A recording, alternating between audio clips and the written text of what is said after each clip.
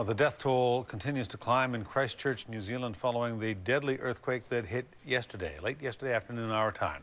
At least 75 people are dead, probably more. There are about 100 others still missing. Speaking on Vancouver Island today, the Prime Minister offered Canadian condolences and our country's support. Stephen Harper says no Canadians in New Zealand are believed to be among the dead or injured. And in this earthquake-prone part of the world, Vancouver Islanders are feeling a deep connection to the people of Christchurch. It could be us next. You're not alone if the frightening images of the earthquake aftermath in Christchurch, New Zealand are hitting home. Yesterday's 6.3 magnitude quake killed at least 75 people and trapped hundreds in the rubble. This morning it really hit me. It was like it could be my family, it could be my friends in that situation. It's pretty scary. Now living in Victoria, proud Kiwi Glenn Cedar spent agonizing hours waiting for phone lines to be restored in his home country. Yeah, I just got a phone call from my mother about half an hour ago saying that everything's fine. Seton has friends in Christchurch who have yet to contact him. Canada's Prime Minister in Greater Victoria today put New Zealand on the top of his agenda.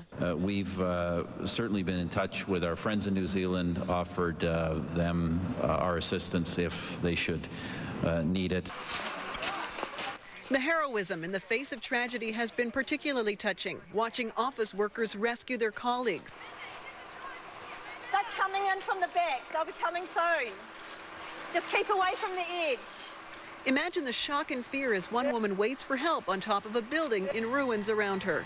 This man invented his own rope rescue to escape an earthquake-ravaged building. About 120 people have been pulled from buildings or from rubble. Christchurch has the same population as Greater Victoria, about 350,000 people. And just like Victoria, a Christchurch cathedral. This one, 130 years old, saw its spire crash down on the city square. Actually, see it topple in front of the cathedral is there's just no words, to be quite honest. It was absolutely awful. Victoria's emergency coordinator went on a fact-finding mission to Christchurch in the fall, just after a 7.1 magnitude quake hit the city. Went about the downtown core, studied what had happened, talked to various emergency officials. The larger quake was deeper in the ground and farther from the city. Yesterday's epicenter was about 5 kilometers out of Christchurch and caused what's called pancaking, or the leveling of buildings. Scientists in Greater Victoria recorded the quake as it happened and were stunned by the power of the seismic waves. I have reading from those specific strong motion sensors there, and they show very, very strong shaking. You know, in technical terms, it's almost the same as the acceleration of the Earth, so 1G. In New Zealand, modern and aged buildings seemed hardest hit. Buildings built 100 years ago were built before there was any kind of seismic code.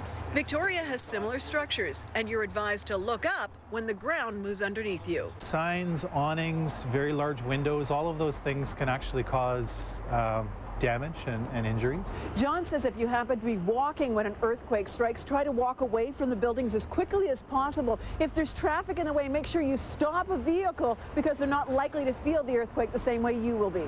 Drop, cover, and hold are the three basic principles of surviving an earthquake. But careful planning is sometimes no match for a wave of destruction that can happen in an instant. In Victoria, Mary Beth Burton, A News.